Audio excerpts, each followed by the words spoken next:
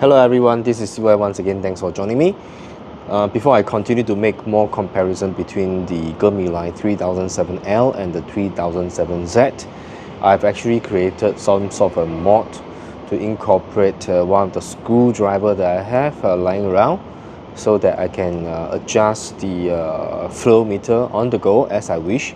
So I'm just going to show you very quickly what the mod is about and how this will help me to achieve the flow and the pressure that I want to, hopefully, with just a simple mod. This mod, I did it through some AutoCAD design. I'm actually basically using a Fusion 360 to design for the model, and then of course I 3D printed. Then that's how the thing comes about. So let's take a look at what the mod is about, and then see how it functions. So as you can see, this is actually the mod that I've created, right? I have actually the first generation, and it's a little bit too short. Okay, the height is not, there's no difference between the version 1, this is the version 1, and this is the version 2. And basically I just increase the depth, reduce the depth of how much this screwdriver top actually goes in. So by adjusting the fill that's inside here, I can actually make the screwdriver to go higher, so that actually now it will be fixed in a way to the flow control, and then I can actually rotate this as and when I want it to be. So let's start the machine and see how the flow can be changed by pulling a shorts. And for the purpose of this video, I will also be using a bottomless bottle filter, and the model that we're using is the one that we're currently having at our cafe and roastery, right? This one works for all the E61 group, most of them. It includes Rocket, Lilith, Quick Meal, and many different brands that uses the E61 group. So let's grind some coffee and then see how the flow can be used to control the pressure. Right, currently we are grinding at around 3.3 on the Time Sculptor 78S. So same thing, we're just going to do grinding directly into the blind shaker without shaking.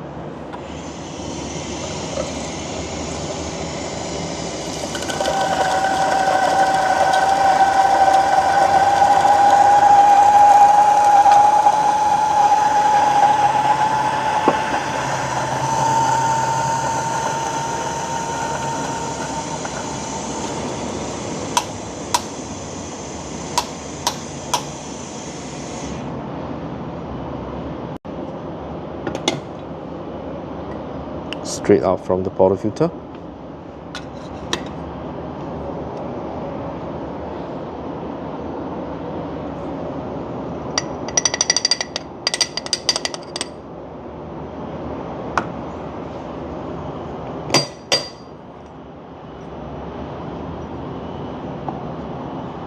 Right, you can see that it's like a mountain. So before I distribute my coffee, right, I would like to use my hand, and then just going to use a distributor. Then have a good temp, and then that's it. So let's see how it goes on the extractions. So before that, let's measure the flow of this water that's coming out at the moment, so that we know at what flow rate we are actually extracting this shot.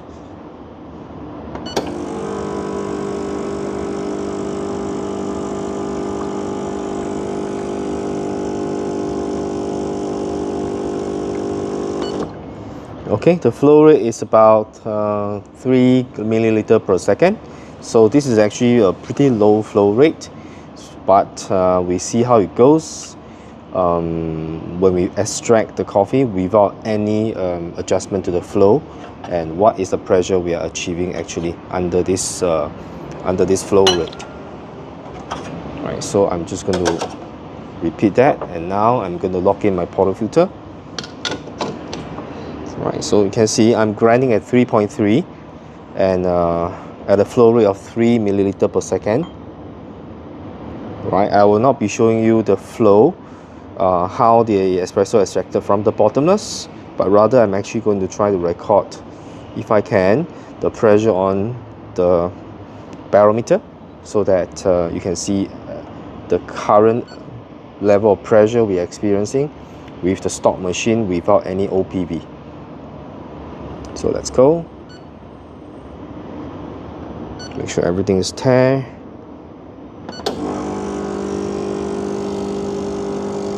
Right, pressure is going up.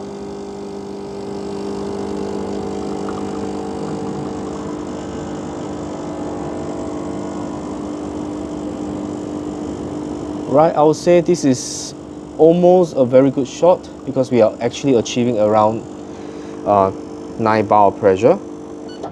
Okay, however, you can see that we are extracting about 40 grams of espresso in about 23 to 24 seconds, which means to say we can grind a little bit finer on this. So this current flow rate is actually pretty good.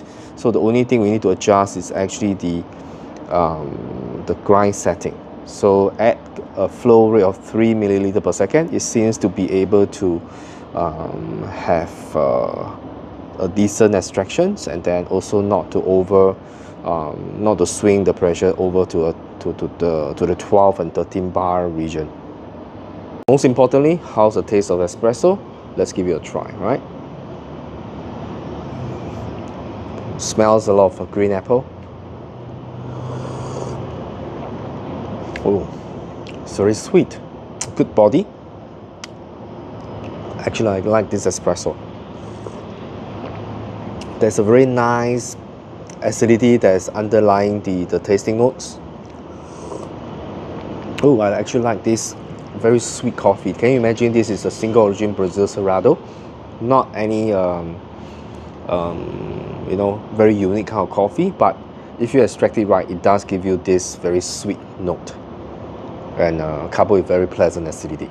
So let's see what we can do if we can actually control the pressure and see how the taste can be affected by varying the pressure. Right, I'm not going to change the grind setting because it will that may be for another day, but right now I'm going to keep the grind setting the same.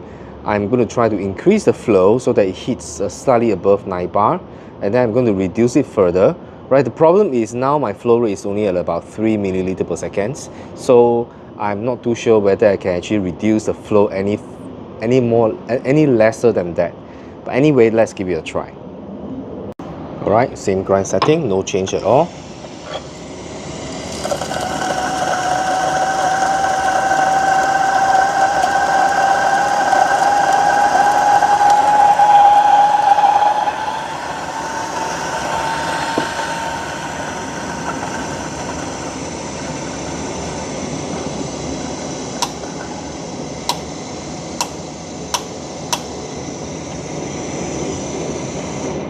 Okay, so same thing, let's transfer to the portafilter.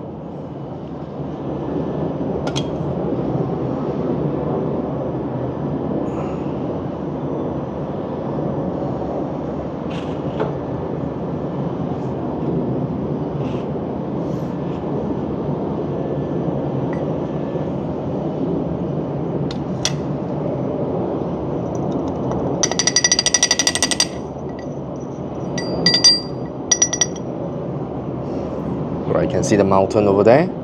It's more like a plateau. Right, so same thing.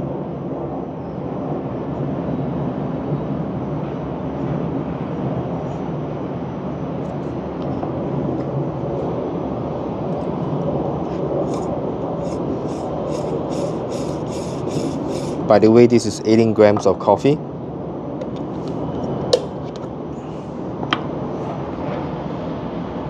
And by the way, turning clockwise will increase your flow, and turning anti-clockwise on this crank here will actually reduce the flow.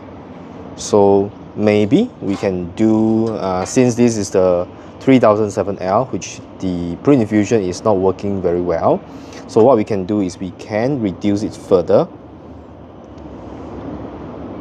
Right, so we can do at a very slow flow kind of situation, and let's see how low the pressure can get. So I'm almost turning half a turn here, so let's get started.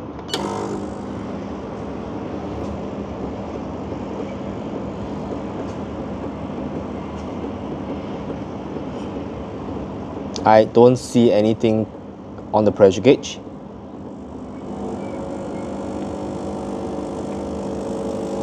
Okay, I'm actually increasing the flow right now. Right, so I'm actually controlling it. So now I'm actually controlling it around 5 to 6 bar. Let's ramp it up. Oh, you can see when you ramp up to 9 bar, there's a bit of spring over there. And then we can actually reduce the pressure. And then let's kill it.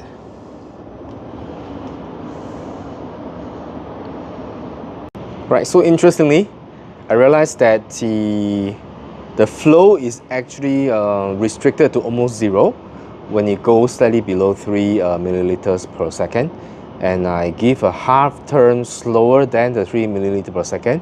I think every half turn it actually reduces the flow rate by, according to my previous experience, I reduced by from 6 to 4, or by increasing from 4 to 6 in about half a turn, which means if I make another half turn more, it should reduces to almost like 1 milliliter per second. But this one I can do another test to verify that, which means to say that there's actually a minimum flow in order for the pressure to be experienced. So once I ramp up the flow to back, try to going back to about the previous setting, you can see that the pressure it's starting to go up, and I can actually hover the pressure at around 5 bar before I ramp it up to around 6 bars, even to 9 bars of pressure.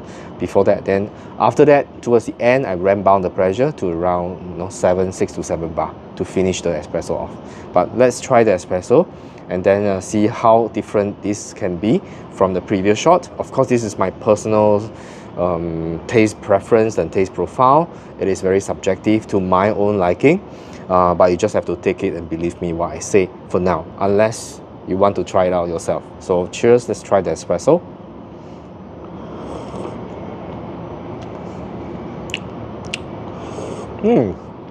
This is more complex rather than just a sweetness in the espresso which I had in the previous one. This one has a sweetness, but it has a certain complexity. It still has a sweetness, but it makes the coffee a little bit more complex as compared. I wouldn't say a little bit.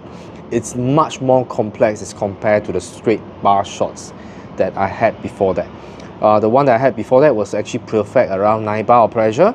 So it introduced a very, very smooth, very sweet, uniformly sweet kind of coffee, espresso with a certain sweetness level. This one not only has a sweetness, but it introduced the complexity when I vary the pressure up and down. So this is something really interesting. If you own the first generation of the 3007L, right, it is still a very good machine, and with the ability to control the flow, which the machines already have, you can actually play to vary the pressure. Right, I'm not too sure whether doing that will actually stress the machines or not, but I'm going to continue to do it to test it for you, right? Let's find out whether it will break down, right? I don't think it will break down, but then it makes definitely very interesting espresso. So I hope you like the video that we are doing for the Gemilai 3007L, and do remember to hit the subscribe button if you have not done so. If you watch until now, with me speaking such a long time, you should have hit the subscribe button and like our videos already, right? So thanks for watching. I'll see you in the next video.